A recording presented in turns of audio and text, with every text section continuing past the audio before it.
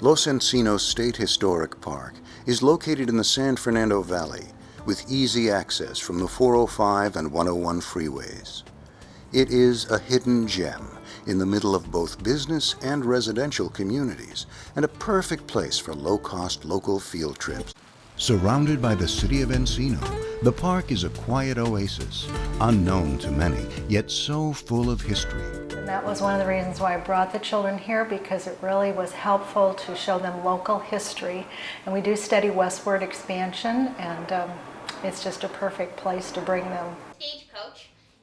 The field trip tours mesh with the California educational standards for 3rd to 5th grades. I'm not a teacher, I'm a psychologist, but I go out to schools. I work with a lot of school districts, and I'm very impressed now, as I've thought about it, how many of the content standards are fulfilled through coming to a program such as this. So it gives teachers an opportunity to work on oral language skills where the kids are listening to what a speaker says, and to be able to ask critical and thoughtful key questions, to be able to summarize for the lower grades stories that have a beginning, a middle, and an end. There are certainly writing activities that teachers could have that incorporate what they learned from the park. There are the visual arts, and there's performing arts that are possible activity areas. Certainly also the sciences. You have earth sciences, you have physical sciences, you have life sciences. So you have the kids learning about the lifespan of an animal or how animals are used. All those kinds of things relate to the California content standards. It's like going to a museum that's just 5 minutes away. Do you think the children got a sense of history?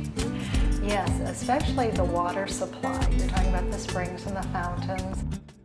The park's main feature is a pond filled by a centuries-old natural spring that attracted Native Americans, early explorers, and settlers. During the early California years, the park was the hub of an almost 5,000-acre cattle ranch. The focal point for tours is an 1849 adobe dwelling, which was the home of 6 different families from 1849 to 1944. Now, it is a house museum with rooms that bring to life different aspects of early California history. Each room focuses on a different use, person, or time period. Because of its history, location, and safe, peaceful surroundings, Los Encinos is a wonderful environment for school tours. This is a wedding dress of a woman named Juanita Amestoy. If you live in the area, you've heard of Amestoy Avenue, Louise Avenue, Amestoy Estates. These are all named after her family. The school program takes about 2 hours and includes a walkthrough of the adobe building, led by park staff and volunteers. All right, one last question. Yes. At Los Encinos, students can see what ranch life would have been like and how it changed over time. Since Rancho El Encino was once a stagecoach stop, students learn about early transportation and can see how a rental room for travelers might have looked.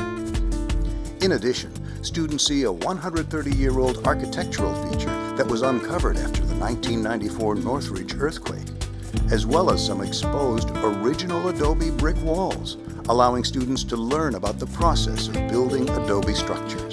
So, what they did when they originally built this building is they took mud. They had a big pit, and they would dig a big hole, and they'd make a big pile of mud, and they'd throw in ingredients like straw, because straw is a binder. It helps to hold everything together.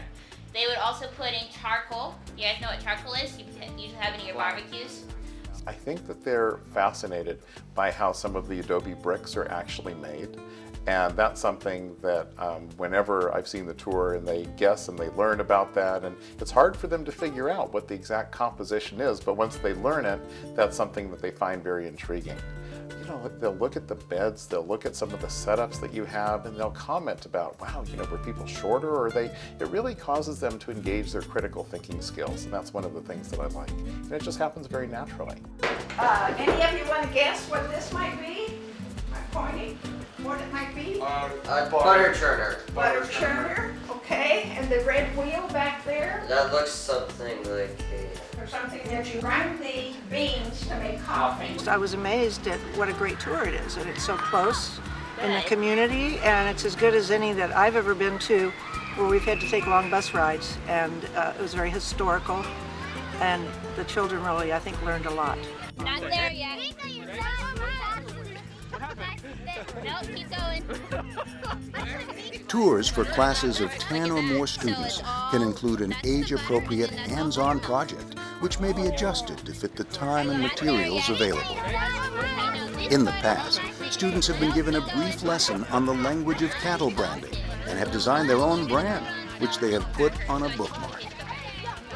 Some have churned butter, and still others have participated in a more kinesthetic activity.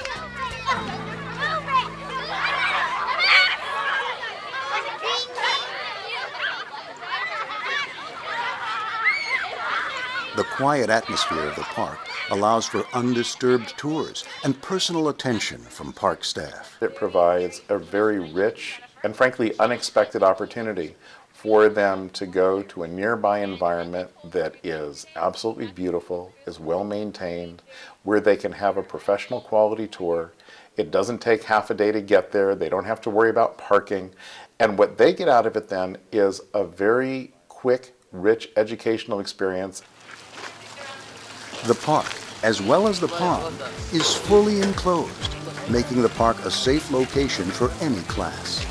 The program is designed to be appropriate for public schools, private schools, home school groups, and co-ops.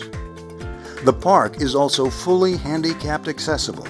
Those in a wheelchair can have the exact same experience as everyone else.